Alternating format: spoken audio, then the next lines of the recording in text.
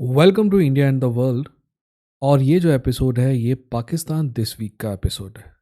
देखिए, आप पाकिस्तान को दुश्मन माने, दोस्त माने, आप किसी भी मुल्क को दुश्मन माने, दोस्त माने, अगर उसकी सच्चाई को आप नहीं जान पाएंगे ना, तो ना तो उससे अच्छी दोस्ती निभा पाएंगे, ना दुश्मनी। और ये सब मेरे को क्यों करना पड़ रहा है? क्योंकि आपका जो मीडिया है ना, वो आपको बेवकूफ़ बनाने में पिला हुआ है। वो आपको बेवकूफ़ समझता है और आपको बारे में उसका विचार ये है कि आप कॉम्प्लिकेटेड चीज़ों को समझ ही नहीं सकते। मैं ऐसा नहीं मानता। मेरा मानना है कि अगर आपको सही तरीके से समझाया जाए, तो आप चीज़ों को समझेंगे।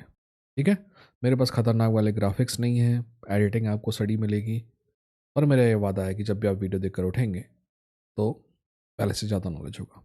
तो welcome to the first episode of Pakistan this week.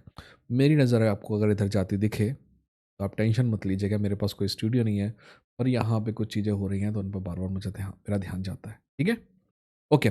Pakistan this week के पहले एपिसोड में इस हफ्ते जो पाकिस्तान में सबसे इम्पोर्टेंट खबर है, उस पे हमें ध्यान देना होगा, और वो है पाकिस्तान में पाकिस्तान के संविधान में 27th अमेंडमेंट होने वाला है, उस पर। मैं होने वाला है क्यों कह रहा हूँ? क्योंकि ये होके रहेगा।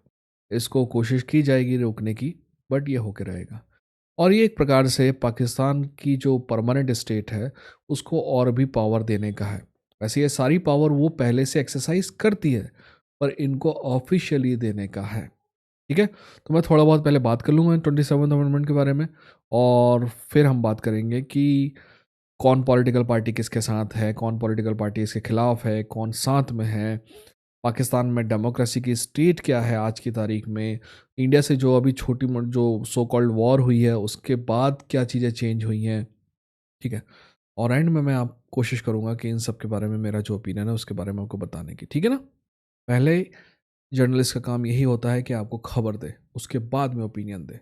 शुरुआत से ही ओपिनियन देना चालू करना, आपको बेवकूफ़ समझना है।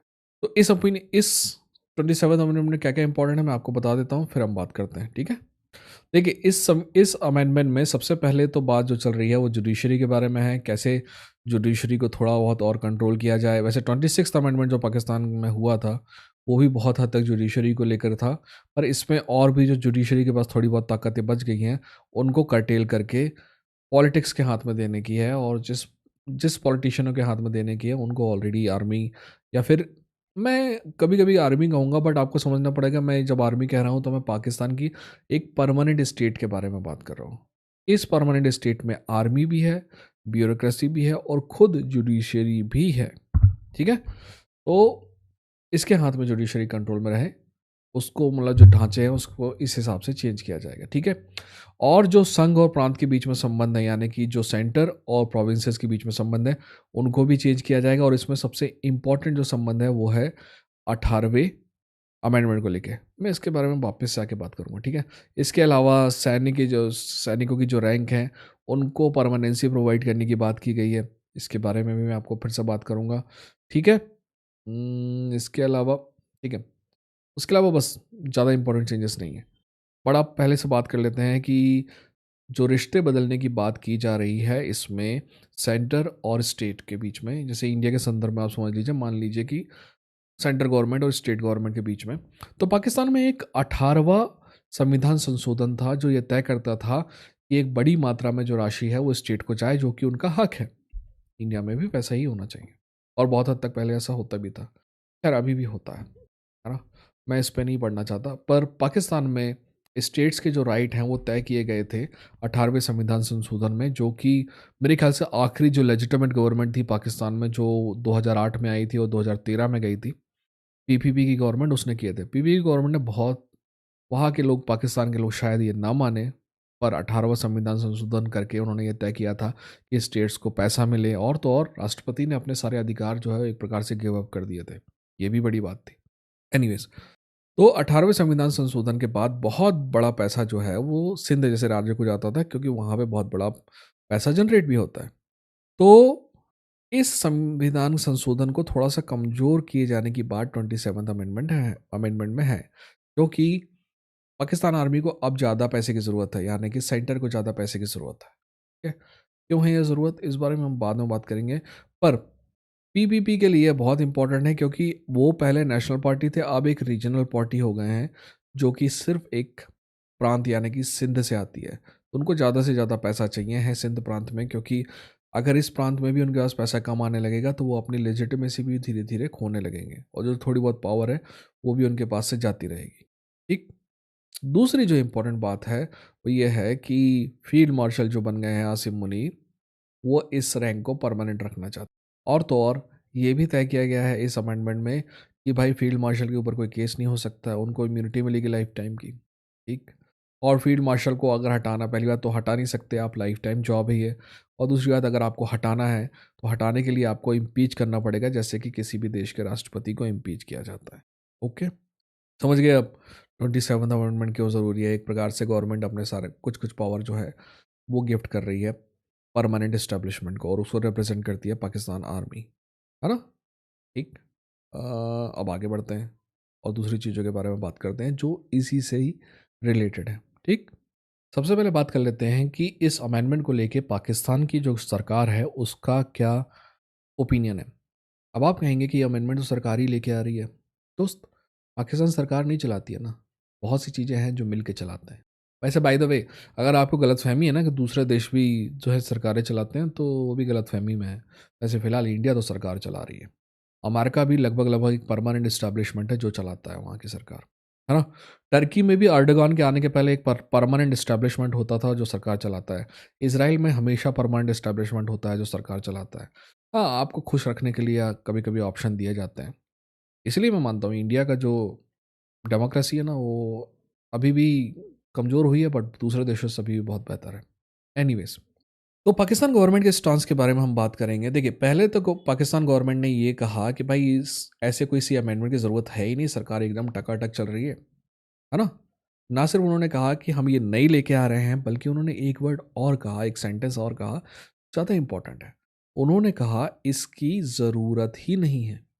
यानी कि वो इस अमेंडमेंट को एक्चुअली नीची नज़रों से देख रहे थे कि भाई इसकी ज़रूरत ही नहीं है कोई।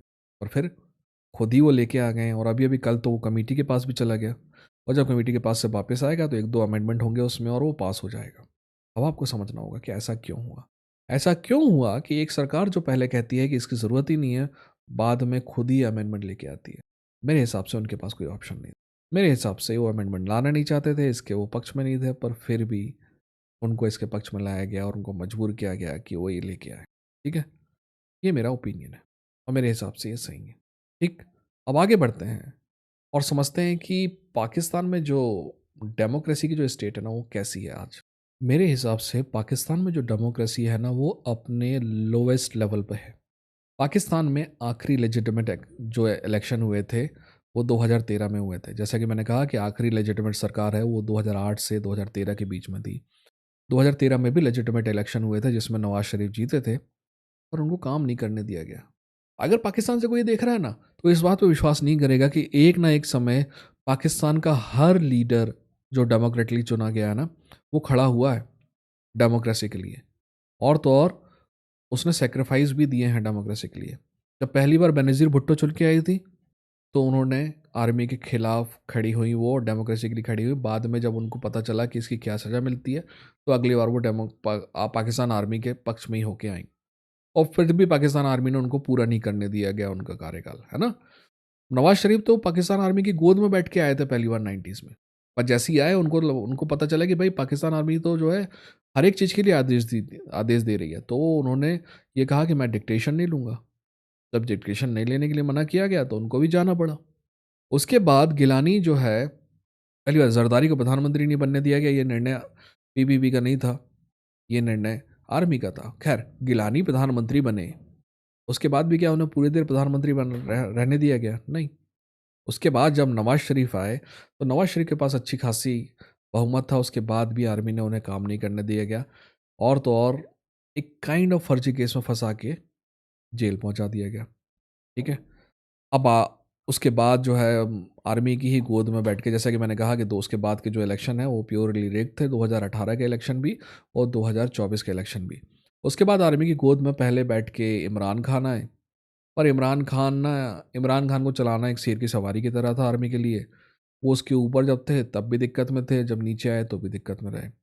इमरान खान भी थोड़े दिनों बाद रियलाइज़ किया कि भाई मेरे को ही करना है कुछ जो करना है, ये लोग तो ज़बरदस्ती मुझसे कुछ करवा रहे हैं, तो बाद में उनको भी निपटा दिया गया। उसके बाद शहबाज शरीफ तो लिटरली आर्मी ने उनको बिठाया है वहाँ पे, तो वो तो एहसानमंद है उनके, ठीक है। सभी ने कुछ ना कुछ सेक्रीफाइस किए हैं। तो इस तरीके से आप मत देखिएगा कि सब बेकार ही हैं और सब ऐसे ही नकारा है। जब वो कोशिश की है आर्मी से लड़ने की, तब जनता ने उनका कितना साथ दिया ये भी सही, ये भी पता नहीं है क्यों नहीं साथ दिया। क्योंकि जो धार्मिक पार्टियां थी और जो धार्मिक समूह थे वो हमेशा आर्मी के साथ रहे। देखिए, जब कभी आप धार्मिक मुल्क या धार्मिक स्टेट बनाने की कोशिश करते हैं ना, तो प्रॉब्लम ये होती है कि जो धार्मिक जो गुट है ना, वो हमेशा एक बहुत बड़ा सब्सटेंशियल पार्ट ऑफ पावर अपने साथ रखते हैं। और जब वो सब्सटेंशियल पार्ट ऑफ पावर अपने साथ रखते हैं ना, तो वो डेमोक्रेसी को कभी चलने नहीं देते, ठीक है। वो आपको हमेशा ये भुलाने में लगे रहते हैं कि भाई आप नाली की फिक्र मत करो, रोड की फिक्र मत करो, हॉस्पिटल प्राइवेटाइजेशन होने दो, स्कूल सब प्राइवेट में जाने दो, भले ही आप तुम्हारे लौंडों की औलाद ना हो, लौंडों की औकात ना हो पढ़ने की, उसमें भले ही हॉस्पिटल के बिल देने की तुम्हारी औकात ना हो, पर उसकी टेंशन मत लो, हम धर्म बचा रहे हैं, ठीक है। तो ये पाकिस्तान में होता आया है। इसकी वजह से पाकिस्तान की जो स्टेट है ना, डेमोक्रेटिक स्टेट, वो बहुत ही लोएस्ट स्तर पे है। लोएस्ट स्तर पे इसलिए क्योंकि कम से कम जब डिक्टेटर होते थे ना, तो ये तो कह सकते थे कि डेमोक्रेट पार्टी इसके खिलाफ थी। पर अभी तो डिक्टेटर और डेमोक्रेट पार्टी, मतलब जब डेमोक्रेटिक पार्टी है जो पीएमएलएन है, उसमें फ़र्क करना मुश्किल नहीं है, मुश्किल है। और इससे पहले जब पीटीआई थी ना, पीटीआई वाले कितने भी कहें कि भाई हम आर्मी के खिलाफ हैं और ये और वो उसी की गोद में आए थे और उसी के साथ थे। वन पेज का बकचोदी करते थे ये लोग। वन पेज का मतलब ये था कि आर्मी और हम एक ही पेज में, ठीक। अब बात कर लेते हैं यहाँ की जो पॉलिटिकल पार्टी है, उनके स्टांस कैसे क्या हैं और किस कारण से हैं, ठीक। 27th अमेंडमेंट की जहाँ तक बात है, तो पीटीआई उसके खिलाफ है, पाकिस्तान तहरीक इंसाफ उसके खिलाफ है, पीपीपी अभी तो कह रही है कि वो उसके खिलाफ है, पर बाद में जाके उसके पक्ष में हो जाएंगे। मैंने आपको बताया पीपीपी का इकलौता इशू जो है वो 18th अमेंडमेंट है, पैसे वाला इशू है ना। अगर वो सेटल हो जाएगा तो वो भी इसके पक्ष पक्ष में हो जाएंगे। और मुस्लिम लीग में नवाज शरीफ जैसा आदमी कभी इसके पक्ष में नहीं होगा, पर वो कर्ज कर ही नहीं सकता। उसको ये बता दिया गया है कि उसको अगर अपनी बेटी का पॉलिटिकल कैरियर जिंदा रखना है पंजाब के प्रांत के अंदर, तो उसको कॉम्प्रोमाइज़ करना पड़ेगा। और शहबाज शरीफ तो बिना रीढ़ की हड्डी का आदमी है, उसको तो आर्मी जैसा कहेगी वो वैसा करेगा, ठीक है। और जो फजल उर रहमान जैसे लोग थे जो एक समय ताकत रखते भी गए थे, वो भी अब काफ़ी हद तक अपनी ताकत खो चुके हैं। तो जो यू नो जो आप एक प्रकार से कहेंगे जो धार्मिक पार्टियां हैं वो भी अपनी पावर खो रही हैं, ठीक। तो इन तीनों पार्टियों के बारे में बता दिया मैंने आपको, इन चारों पार्टियों के बारे में, तीन ये पार्टी और बाकी धार्मिक पार्टी। अब एक थोड़ा सा ना देख लेते हैं, ऊपर से नज़र फैलाते हैं कि पाकिस्तान के जो सारे इंस्टीट्यूशन है ना, वो कैसे धीरे धीरे धीरे धीरे कॉम्प्रोमाइज़ होते गए, है ना। ताकि आपको समझ में आए कि इस अमेंडमेंट की एक पॉपुलर कॉन्स्टिट्यूंसी है पाकिस्तान के अंदर, और कारण उसका क्या है वो मैं आपको समझाता हूँ। पाकिस्तान के जो भी इंस्टीट्यूशन की बात करें तो सबसे पहले जुडिशरी की बात कर लेते हैं। तो पाकिस्तान के लोगों को पता है कि जुडिशरी को जब जब कभी आर्मी की ज़रूरत पड़ती है ना जुडिशरी की, तो जुडिशरी बस सलाम वालेकुम कह के बताइए हुक्म क्या है मेरे आका कह के काम करती है। इसलिए जुडिशरी की कोई इज्जत बची नहीं है पाकिस्तान में, ठीक ना। बिजनेस, पाकिस्तान के जो सारे बिजनेस हैं वो क्रोनी कैपिटलिस्ट बिजनेस हैं, सरकार के साथ हाथ मिला के चलते हैं, इसीलिए किसी सरकार के खिलाफ नहीं बोलते हैं। और जब सरकार के साथ हैं यानी कि वो आर्मी के भी साथ है, यानी परमानेंट स्टैब्लिशमेंट के भी साथ है। आपको पता है, सिंपल है, मैं आपको एग्जांपल दूंगा तो आपको समझ में आ जाएगा कि मैं क्या बात कर रहा हूँ। एयरपोर्ट बनाए जाते हैं 1000 करोड़ में, बाद में प्राइवेट संस्था को 300 करोड़ में दे दिए जाते हैं, है ना। आपको कुछ याद आ रहा होगा अपने घर के आसपास भी। तो यही क्रोनी कैपिटलिज्म है। और ये पाकिस्तान में फला फूला है 1950 के दशक से, ठीक है। कभी मैं उसकी भी बात करूंगा फुर्सत में। खैर अभी इस हफ्ते की बात कर रहे हैं, पिछले 50 साल की बात नहीं कर रहे हैं, तो उस बात को हम वहीं छोड़ देते हैं। जैसे रिलीजियस पार्टी के बारे में भी आपको मैंने धीरे धीरे बताया, वो बार बार धर्म को बचाना है कह के लोगों को इतनी बार बेवकूफ़ बना चुके हैं कि अब पाकिस्तान के लोग जो है ना बेवकूफ़ बनना बंद हो गए हैं। पॉलिटिकल पार्टी, पॉलिटिकल पार्टी जो है पिछले 2-10 सालों से बहुत ज़्यादा डिस्क्रेडिट हो चुकी है, क्योंकि इमरान खान भी गोद में बैठ के आए, पीएमएलएन भी गोद में बैठ के आए, और पीएमएलएन को पीपीपी समर्थन दे रही है। तो जब लोगों का मानना है कि आर्मी की गोद में बैठ के ये लोग आती हैं, तो सीधे आर्मी को भी क्यों ना ला दिया जाए, ठीक है। इकलौता इंस्टीट्यूशन जो पाकिस्तान में इस समय शाइन कर रहा है वो है पाकिस्तान आर्मी। वो क्यों कर रहा है मैं आपको आगे बताता हूँ, ठीक है। मेरा वादा है कि जब आप ये वीडियो देखकर उठेंगे तो आपको ये सारी चीज़ें जो है वो क्लियर हो चुकी होंगी। मैं बार बार अगर ऐसा दिखता हूँ तो वो इसलिए क्योंकि ये जो वीडियो रिकॉर्ड कर रहा हूँ मैं, वो अपने लैपटॉप में कर रहा हूँ, मेरे पास एडिटर नहीं है, तो मैं उसको पॉज़ वॉज़ करना पड़ता है, ताकि मैं पिक्चर चेंज कर सकूँ, है ना? तो आप इस चैनल के बारे में सब कुछ जानते हैं, ठीक? देखिए, आपको समझना होगा 27th अमेंडमेंट के लिए परफेक्ट टाइम ये क्यों था? पाकिस्तान में एक प्रोपेगेंडा है, प्रोपेगेंडा क्यों है वो भी मैं आपको समझाऊँगा। प्रोपेगेंडा ये है कि पॉलिटिकल पार्टी जो हैं, डेमोक्रेसी जो है वो पूरी तरह फ़ेल हो चुकी है। लोग गरीब हैं, लोगों के पास नौकरियाँ नहीं हैं, इंफ्रास्ट्रक्चर ठीक नहीं है, ये भी ठीक नहीं है, वो भी ठीक नहीं है, दिक्कत ही दिक्कत है। और इस सब का ठीकरा किसके सर पे फोड़ा जाता है?